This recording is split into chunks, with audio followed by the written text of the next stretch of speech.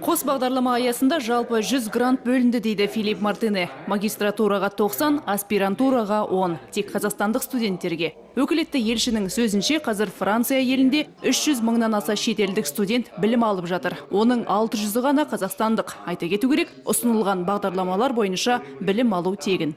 Конечно, во Франции 300. Францияда 300 мыңнан аса шетелдік студент білім алып жатыр. Бұл көрсеткіш бойынша біз ақш, Ұлыбритания және Аустралиядан кейінгі 4-ші орындамыз. Алайда бізде білім алу тегін, үкімет шығынды төлейді.